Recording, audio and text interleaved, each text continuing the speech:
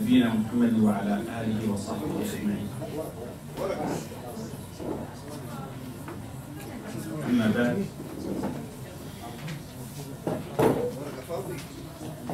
فلا شك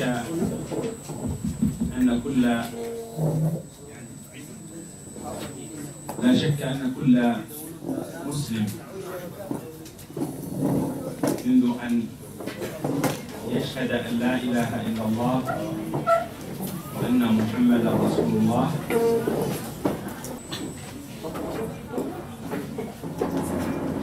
لا شك أن كل إنسان منذ أن يشهد أن لا إله إلا الله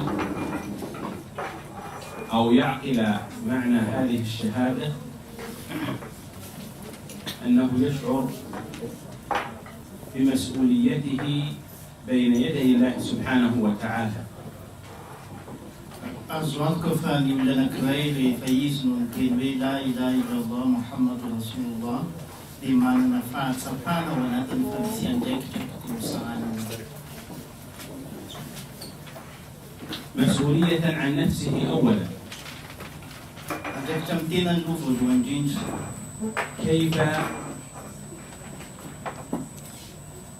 يهذبها حتى تكون في مستوى عبادتها لله سبحانه وتعالى كما يحب الله ويرضى.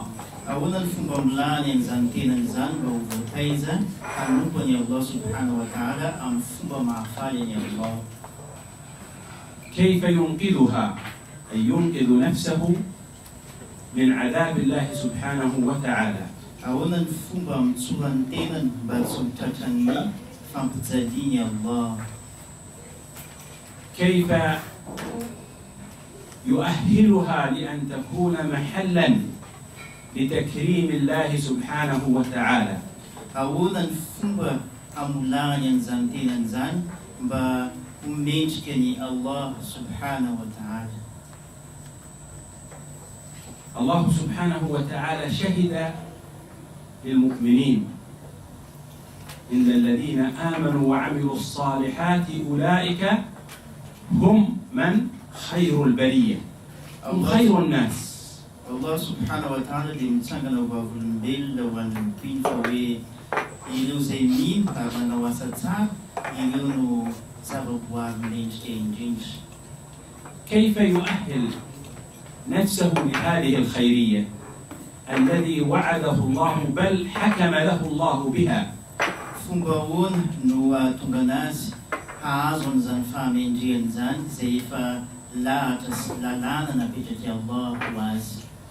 حكم له بها بشرطين، بالإيمان وبالعمل الصالح.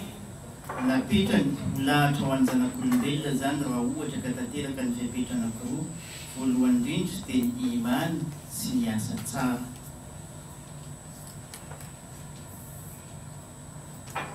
شعوره بمسؤوليته تجاه نفسه يدفعه بمسؤوليته تجاه مجتمع. Ny fahatsapany ny andraikitra tokony tenany dia tokony hanosika azy ho tokony andraikitra anatin'ny fiarahamonina misy azy. فالإنسان لا يمكن أن يعيش في برج وحده لا يؤثر ولا يتأثر. Ny olombelona dia tsy afaka hiaina amin'ny toerana anankiray hoe sady tsy mba misy fiantraikany aminy zavatra tenenina aminy, tsy mba mampisy fiantraikany amin'ny olona ihany koa izy. الإنسان لا بد أن يتفاعل مع محيطه، فإما أن يؤثر في هذا المحيط وإما أن يتأثر بهذا المحيط. Ny zanak'olombelona dia na izy mitona sy mampisy fiantraikany tontolo manodidina azy na ilay tontolo manodidina azy no misy fiantraikany aminy.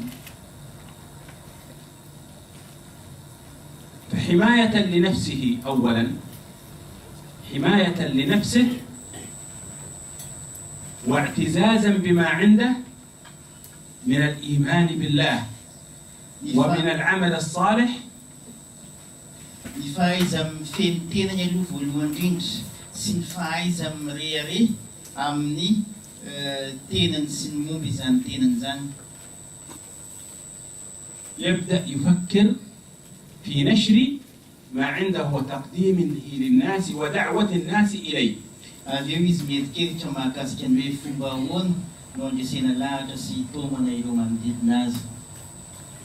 فأول باعث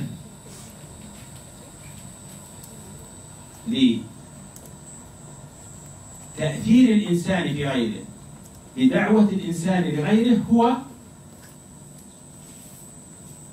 حاجته هو. Ny zavatra voalohany hanosika ny olombelona anankiray mba hoe izay zavatra nisy fiantraikany aminy ho amsony amin'iny koa mba manana fiantraikany manodidina azy dia miainga avy amin'ny tenany. ثم شعوره بحاجة هؤلاء وفقه الله لإنقاذ نفسه فلماذا لا يكون سببا لإنقاذ غيره من النار؟ Rehefa aveo izy manjary lasa te hisintona ihany koa ireo ankoatrany hoe maninona raha mba izy no antony hahatonga an'ireo ankoatrany ho afaka amin'izany afobe izany. وعمل الإنسان أو شعور الإنسان بمسؤوليته تجاه الآخر تجاه نفسه ثم تجاه غيره بإنقاذه من عذاب الله. Ny fahatsapan'ny olombelona ny hoe izy dia tokony hitona ny ankoatra azy mba ho afaka amin'izany afo famaizana izany. دافعان أساسيان لعمل أو لدعوته لغيره سواء كانت دعوة كافر للإسلام أو دعوة مسلم للالتزام بشرع الله وحكمه. No hanosika azy hiantso ireo ankoatrany na izy hiantso ireo kafir tsy mpino islamo mba hiditra ao anatin'izany fona islamo zany na ireo izay efa mpino islamo mba hanaja sy hampiatra ilay islamo araka ny tokony izy. المؤمن لا يكمل إيمانه Ny mpino dia tsy ho feno mihitsy ny imaniny. بل لا وجود لإيمانه إلا بقدر محبته لله ومحبته لنبيه صلى الله عليه وسلم. Raha ohatra ka tsy hoe ny fitiavany Allah sy ny mpaminaniny. ومحبة الله سبحانه وتعالى Ary ny fitiavany Allah dia محبة الله سبحانه وتعالى تجعلك تحب ما يحبه الله. no mahatonga anao hoe hity an'izay rehetra tiany Allah. والله سبحانه وتعالى يحب المؤمنين Allah dia tia ny mpino, ويحب الإيمان tia ny iman, ويحب البر والعمل الصالح tia ny fahamendrena sy ny asa tsara, ويحب الإحسان tia ny manao fahasoavana, ويحب التقوى tia ny olona mitandrina. ويغضب سبحانه وتعالى من الضلال Ary halany Allah ny fahaverezana, ومن الكفر tsy tia ny tsy finoana, ومن البغي halany tsy ndry azo lena, ومن الظلم. halany fanaovana tsinitsinina ny zon'ny hafa. وأعظم الظلم هو الشرك بالله.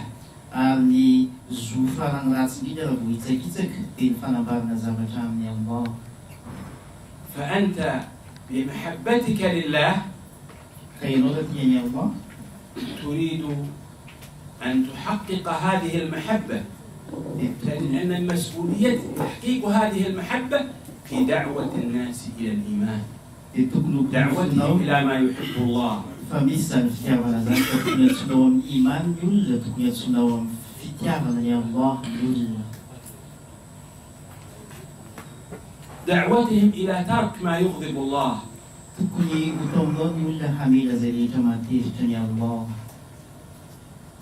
فالمؤمن إذن Ny mpino يجد نفسه لا يتحقق إيمانه إلا بماذا؟ إلا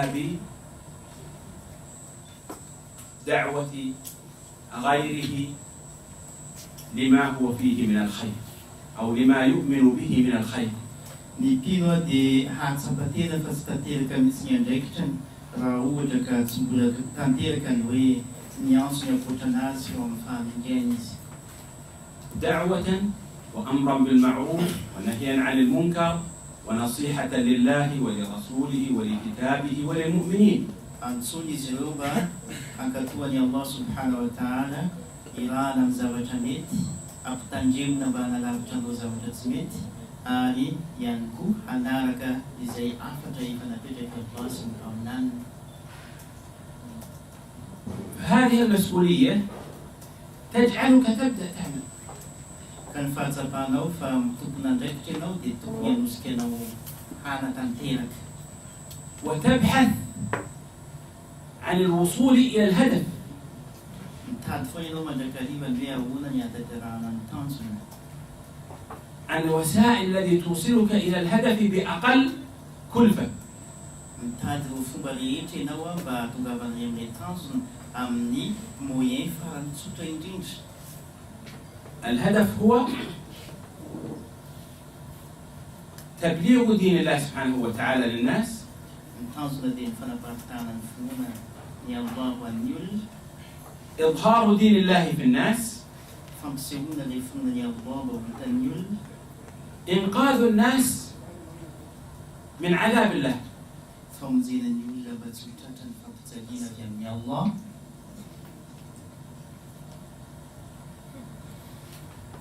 فلا بد أن تبحث عن كل عامل يمكن أن ييسر لك الوصول إلى الناس. Ka ianao dia tokony mitady ny moyen rehetra mba hahatongavanao ho any amin'ny olona. من أعظم الحجب بين الناس وبين الحق الجهل. Isan'ny zavatra misakana ny olona tsy amin'ny fahamarinana dia ny abadona. فأول عامل هو رفع الجهل.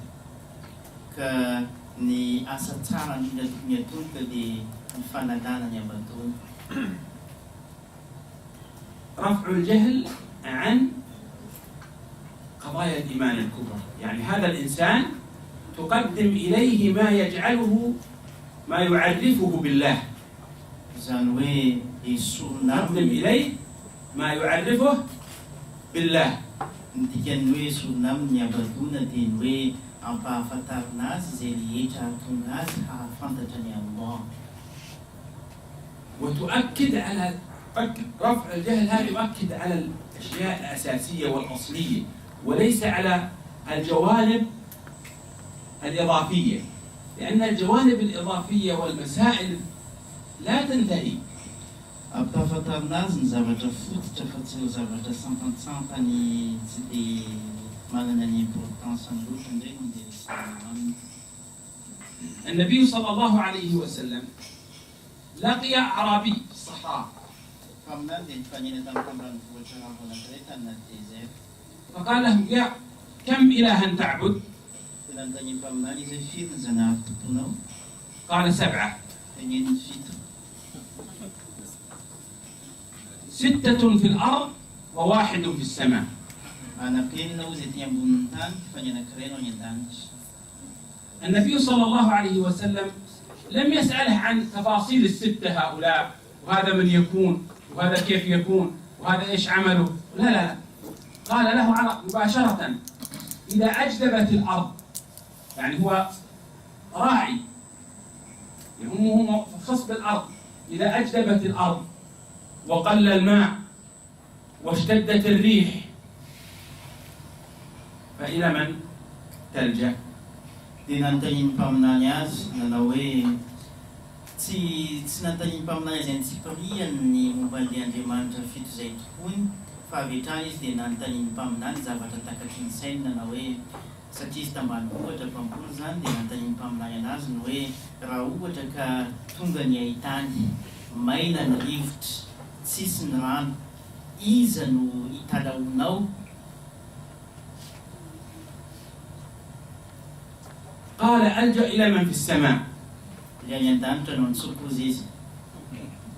قال: إذا اشتدت الريح واضطربت الأحوال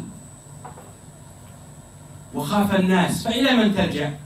Raha ohatra ka mitsoka mafy ny rivotra ary mitaintaina sy matahotra ny olon-drehetra dia izy no hitalaonao.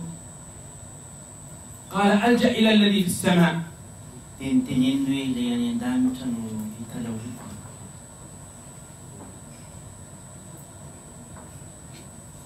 قال له النبي صلى الله عليه وسلم إني أدعوك إلى عبادة من في السماء وحده وترك سواه. Zaho izy dia miantso anao andao isika hanompo an'ilay any an-danitra tokana fotsiny ihany dia avelao ilay ety an-tany. فأسلم. Dia miditra silamo izy. لأن النبي صلى الله عليه وسلم خاطبه خطابا منطقيا كليا. Satria ny mpaminany dia nahay mifidy ny lohahevitra ho resahana aminazy raha ny ankapobeny izay reny. لأن لو فتح معه التفاصيل وقال له سأل عن الستة يمكن الستة هؤلاء فيهم شيخ القبيلة. Raha ohatra ka niresaka an'ilay zavatra anankifidy nantaina tsirairay ilay zavatra anankifidy, possible ny anankiray amin'ireo anankifidy ireo mety chefina foko ohatra. ولو قال النبي صلى الله عليه وسلم شيخ القبيلة هذا ما يعرف ولا يفهم ولا قال لا أنه لا يستطيع وكذا يمكن أن يغضب أصلا. Ka raha ohatra ny mpaminany nandeha nanazava ny Tsipriany dia nitenina na hoe io chefina foko izay teneninao fa zanahary io ange tsisy dikany dia possible mety nahatezitra azy zany. فالنبي صلى الله عليه وسلم ترك كل هذا وذهب إلى الأصل، Navela ny mpaminany إلى الجانب المشترك والأصل. Navela ny mpaminany ny fanontaniana ny Tsipriany dia ilay fototra tena tiany hatongavana ny tonga dia niteneniny ilay fototra izay iombonany amin'ilay olona.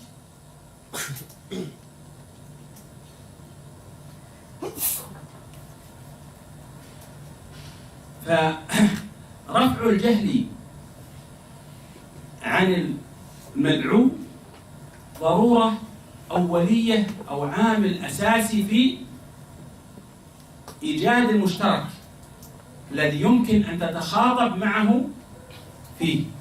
Fa ny fanesorana ilay abadona izay sakana manakana dia zavatra anankiray fototra ahatongavana any amin'ilay endrika iombonan'ny olona tianao resahana aminao. الله سبحانه وتعالى حين يرسل الرسل أرسلهم رجال. Allah subhanahu wa ta'ala rehefa nandefa irakany dia nataony lehilahy. لأن طبيعة بني آدم كله لا ينظرون إلى القيادة وإلى التغيير ويتبعون إلا في حالة نادرة، لكن هم في نظرهم يرون أن يكون شخصا أو رجلا في يعني أقرب إلى الكمال، يعني أن يكون في نفوس الناس ودوافع الناس الطبيعية أن هذا هو أقرب والأفضل الكمال. الله سبحانه وتعالى لم يرسل رسولا وهو يعني به يعني ما فيه رسول أعرج ولا رسول أعمى، إنما يرسله بكامل حواسه، لأن الناس لا يعني نحن نقول إن هذا، لكن أن هذه أشياء الله سبحانه وتعالى حين اختارها يختار أكمل الناس في خلقه وفي خلقه. فهذه الأشياء Allah subhanahu wa ta'ala rehefa nandefa ireo mpaminany dia hatrany lehilahy nalefany, satria izany lehilahy zany no akaikikaiky kokoa amin'ny ankapobeny amin'ny zanak'olombelona hoe lehilahy no manana an'izay fahafenona bebe kokoa zay, afa-tsy hoe ireo olombelona voataiza tamin'ny fomba sampona no mety mierikeritra hoe tsy lehilahy no tokony eo. Ohatran'izany Allah ihany koa rehefa nandefa io iraka izay nalefany dia tsy mpaminany kilemaina ohatra ny nalefany na mpaminany mona na jamba ny nalefany tamin'ny vahoaka, fa mpaminany manana n'ilay fahafenona, ka ny fahafenona dia isan'ny fototra fidianany Allah ireo izay hitondra izany finoana izany. يرسل الأنبياء ليس فقط في كمالهم الخلقي بل كمالهم الخلقي. أحسن الناس أخلاقا، فهم أصدق الناس كلاما، وأكثرهم أمانة، وأكرمهم في التعامل، وأطلقهم وجوه. فكل هذه مما يساعد الإنسان على تقديم ما عنده وقبول الآخر به. Allah subhanahu wa ta'ala rehefa nandefa rohiraka ro dia nataony tonga lafatra tanteraka na amin'ny firafitra ny vatan'izy ireo izay hita maso endrika ny ety ivelany, na amin'ny firafitra ny toetrany ao anatiny izay tsy hita maso. Nataony tonga lafatra tanteraka ny toetran'izy ireo satria izany fahafelona zany dia zava-dehibe. Allah subhanahu wa ta'ala يرسل الرسل ليتعايشوا مع الناس.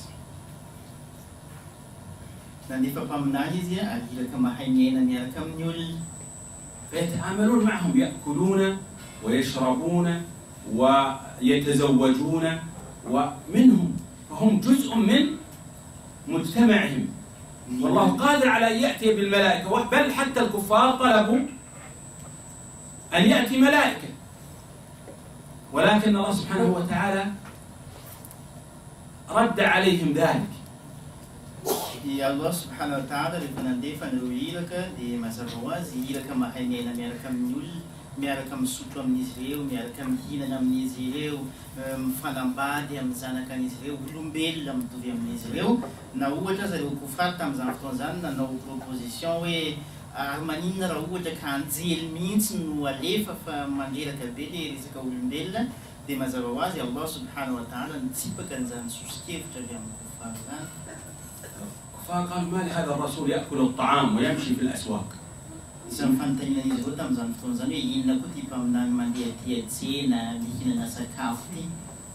وقال لولا سهل على رجل من القريتين عظيم، فجاء واحد يعني من كبار الناس ومن قادة القبائل.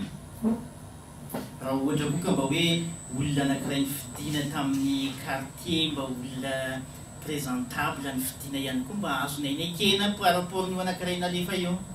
وقال لو شاء أنزل ملائكة. Allo anjely no alefa ozy ireo. ولكن الله أجاب عن هذا كله.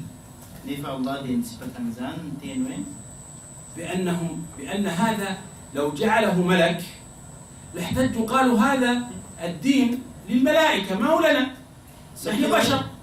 Satria raha ohatra ka anjely ny nalefa ny zavatra nitenenin'izy ireo indray dia hoe ny anjely no mahavita an'io fa zahay ahoana ny fomba hahavitana an'io. وأذكر يعني نكتة بهذا، كنا مع بعض إخوانكم في بعض فكنا نتحدث، قالوا هذا يعني الآن كيف إحنا هذا الدين هذا للعرب، إنه إحنا ما نقدر إحنا نصير نترك هذه الأشياء هذه العرب فقط يفعلون ذلك. Juska misy faritra sasasasany ara miteny manao hoe io natokana ho an'ny arabo no mahavita an'io fa tsika tsy havita. يعني قالوا إحنا ما نستطيع على هذه فقط العرب، لأنهم لما حدثهم العرب قالوا هذه للعرب، فلما يعني وجدوا من جنسهم تغير أمرهم وأسلموا وحسن إسلامهم. هذه قبائل نعرفها يعني في شرق. Nefa rehefa nisy olona avy amin'izy ireo nianatra an'ilay finoana ary nitory an'ilay finoana tamin'izy ireo dia neken'izy ireo hoe mety. فالإنسان إذا وجد حجة الشيطان يلهم الإنسان الحجج الذي يصده بها عن دين الله، فأنت لا تكون سببا لحجة من حجج الشيطان، أي سببا أداة للشيطان يحتج بك ليصرف الناس عن الدين. Shaitan dia tsy kely lalana fa mamorona karazana pofo rehetrarehetra izy any an-tsemana ny fanarahanao ny diny Allah subhanahu wa ta'ala.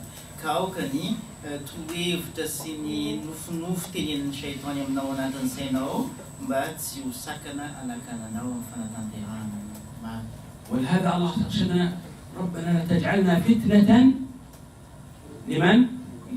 للذين كفروا، مو الذين آمنوا، الذين كفروا. يعني أي أسباب صد للدين للكفار عن الدين. لا تجعلنا فتنة، أي سببا من الأسباب الذي تجعل الناس لا يسلمون بسببنا.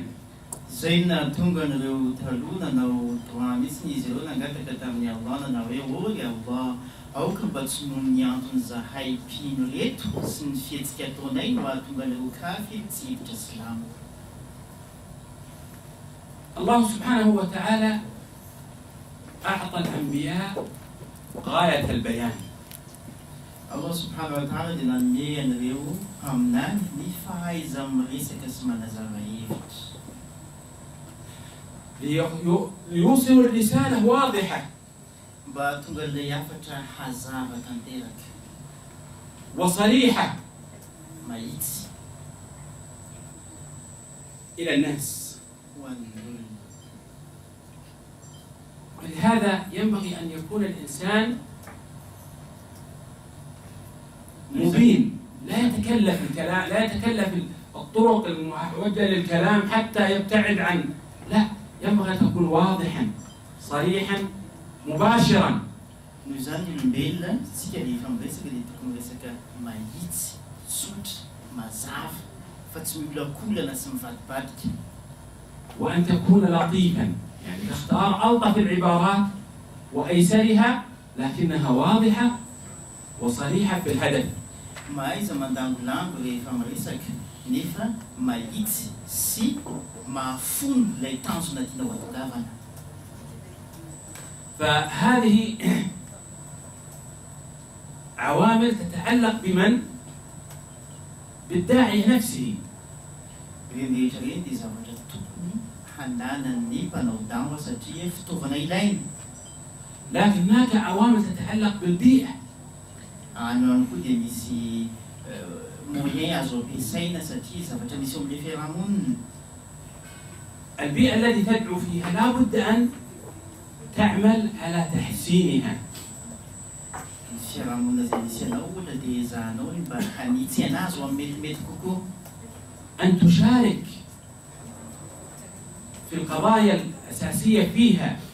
Ianao dia tokony ho tompona andraikitra sy mandray andraikitra mba ho zavatra fototra misy eo anatin'izany fiarahamonina zany. ولا سيما أن المسلمون الآن ليسوا أفراد. Ny mpino silamo ankehitriny dia tsy hoe isam-batan'olona mitsokotoko بل هم الآن مجتمعات. fa nanjary fiarahamonina izy ireo. فأي مدينة الآن لا يمكن أن يكون فيها أقل من 100 200 300 500 1000 2000 10 20 إلى آخره، يعني أن فيها مجموعة تزيد على 3 على الأقل، 3 جماعة ولا لا؟ 3 جماعة. Fiarahamonina rehetra izay idirantsika ankehitriny dia ahitantsika mpino silamo mety ho 100 mety ho 200 mety anarivo mety mihoatran'izay. Farafahakeliny tsy maintsy misy mpino silamo anankitelo moa ny jamaa moa ny vondron'olona tsy mety tomboka amin'ny anankitelo. إذا وجد هؤلاء ينبغي أن يكونوا، إذا وجد المسلمون في أي مكان في أي بقعة ينبغي أن يكونوا جماعة.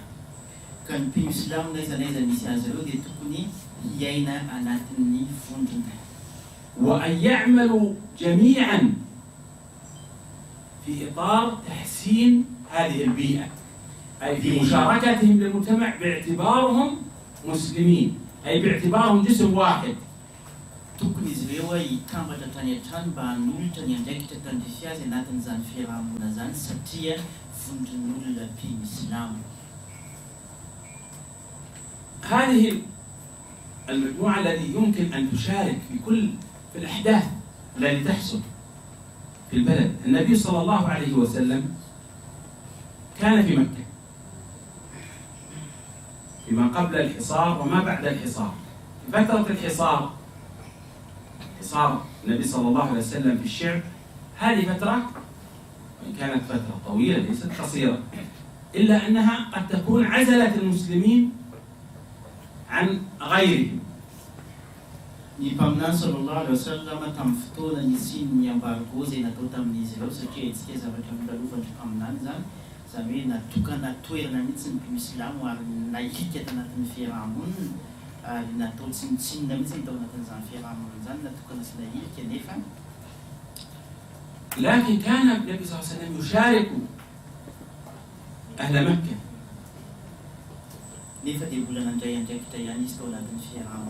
وكان المسلمون يشاركونهم في الضيافة، وكان النبي صلى الله عليه وسلم يشارك في السقاية ويشارك في مع الذين يأتون للحج. إن الحج كان موجودا قبل الإسلام ومن بعد آدم، بعد آدم والحج موجود.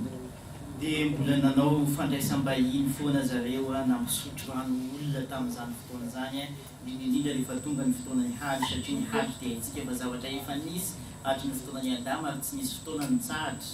Dia nandray andraikitra foana zareo tamin'ny fandraisam-bahiny. ولهذا تأتي النبي صلى الله عليه وسلم لما هاجر إلى مكة إلى المدينة، أول عمل قام به هو أن آخى بين المسلمين. Zavatra voalohany nataon'ny mpaminany noho izany ohatra rehefa izy nandeha nifindramonina dia nampihavana ireo mpino Islamo izay nisy olana teo aminy. ثم بنى المسجد. Avy eo izy nanangana mosquée.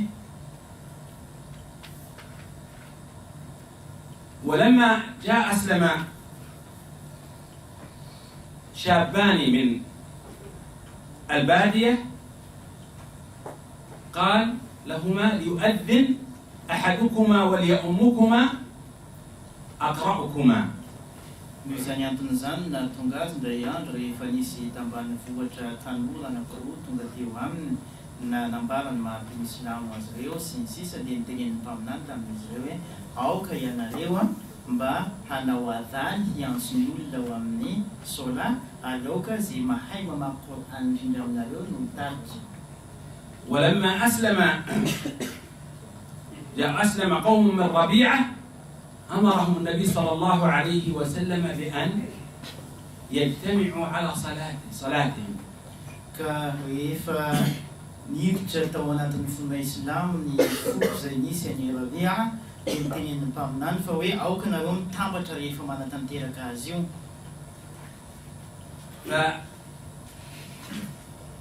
فالمسجد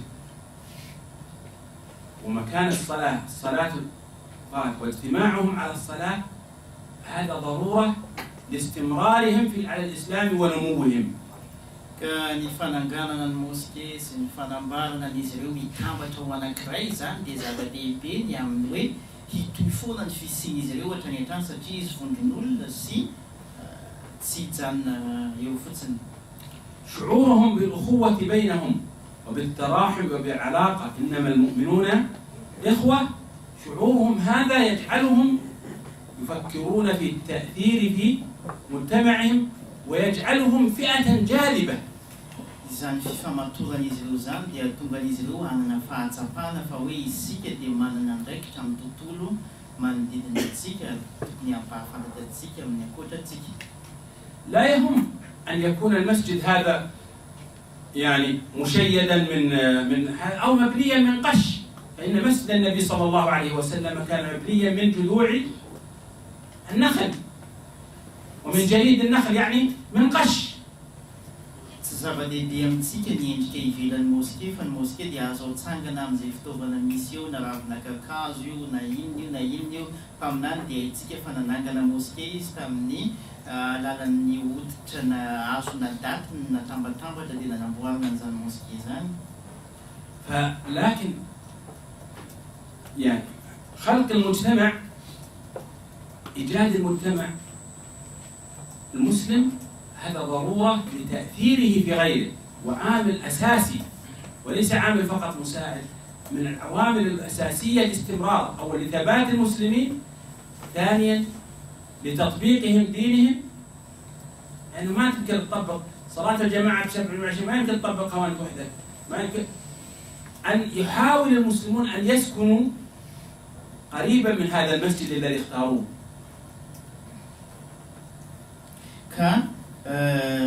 Ny tinatenenina dia ny hoe ny mpino Islamo dia tsy maintsy miaina ao anatina vondrona ary isan'ny moyen anankiray lehibe anomboana ny dawa dia hoe mivondrona sy mitambatra mpino Islamo mba ahafahan'izy ireo mitsatoka mahitsy tsara, ahafahan'izy ireo mampiatra ilay finoana Islamo araka ny tokony ho izy, ary ny tsara rehefa tafatsangana ny moské dia mifandrombaka ny mpino Islamo monina eo akaikin'izany moské zany avokoa. النفوس يا اخوان، نفوس البشر تتوق الى الشخصيه القويه ذات الخطاب المستقل. Ny vatantenan'ny olombelona hatrany dia mitady foana ny hoe inona ny zavatra matanjaka azo iankinana sy mahaleo tena. فاذا وجدوا المسلم يكون جاد وخطابه واضح وعنده استقلاليه في رايه، وهذا لا يكون الا مع تعلمه وارتقائه بنفسه الداعم. Ka ny mpino Islamo rehefa manana an'izay fitokisantena, mahasa miteny amin'ny olona ny momba azy, mahasa mijoro ny aminy, dia amin'izay fotoan'izay mety zany ilay fisiny. الصحابة رضوان الله تعالى عليهم كبار الصحابة أبو بكر وعمر كلاهما كان يجلس مع النبي صلى الله عليه وسلم في المدينة يوما ويخرج يوما إلى مزارع إلى زراعته. Abu Bakr sy Omar rehefa jerevantsika ny tantara indray andro izy ireo misy andro mipetraka miaraka amin'ny mpaminany ohatra androany dia ny ampitsony indray mandeha mamonjy ny asany sy mamboly amin'ny mahampamboly andry zareo. فكان الرجلان يشتركان في الزرع، يعني رجلان من الصحابة يشتركان في المزرعة الواحدة ويتناوبان، هذا يأتي اليوم ويجلس مع النبي صلى الله عليه وسلم ويتعلم العلم ويتأسى بالنبي صلى الله عليه وسلم ويخدم أهله الذين في المدينة، واليوم الآخر يقضيه أين؟ في مزرعته، يوما عند النبي صلى الله عليه وسلم ويوما في عمله، فكانوا جادين. Mila manana an'izay le hoe fahamatorana vonona ny andray an'ilay fonina Silamo izay tsika. Ohatra hoe raha hiteny ny tantaran'ireo sahaba tsika dia maro tamin'izy ireo tamin'ny fotoan'androny no manambatra ny toerana fambolen'izy ireo hitambatra ho anankiray. Dia androany toron'ny anankiray mandeha mamboly sy mikarakara an'ilay fambolena any, ny anankiray indray miendaritsany amin'ny mpaminany any. Amin'izay ny anankiray tonga avy any mampianatra ny anankiray dia mifamatika foana hatrany hatrany ary misy an'izay fifampitsonjovana zay. دخل عمر رضي الله تعالى عنه إلى المسجد فوجد رجلا جالس، شاب جالس، فقال: ما يجلسك؟ قال: أذكر الله. قال: فمن أين تطعم وتكسى؟ يعني كيف من وين تلبس وتاكل؟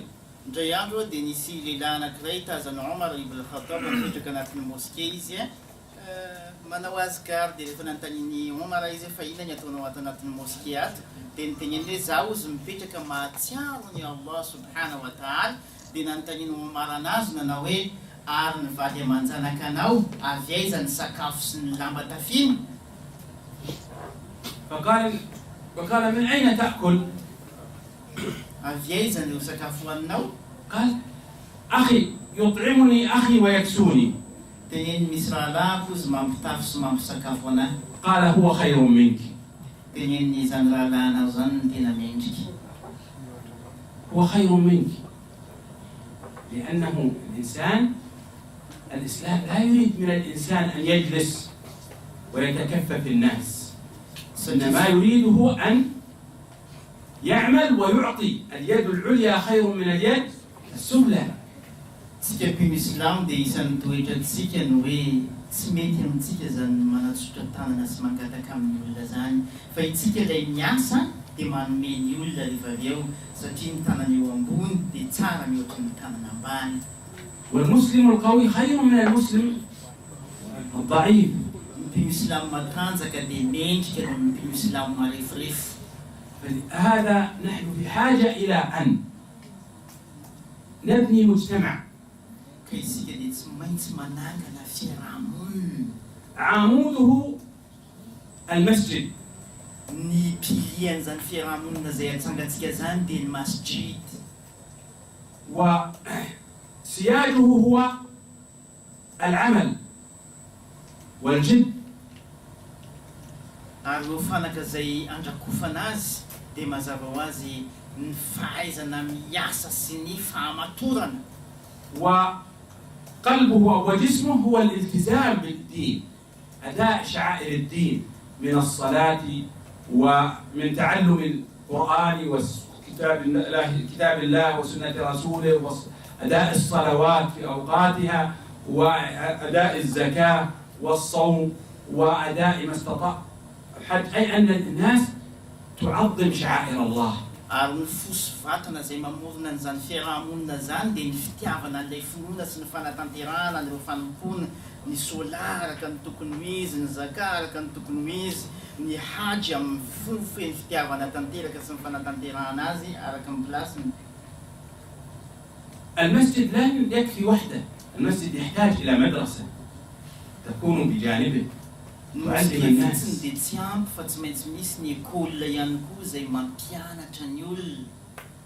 تحتاج إلى مؤسسة Mila miaina anatina organisation mipetraka tsara tsika.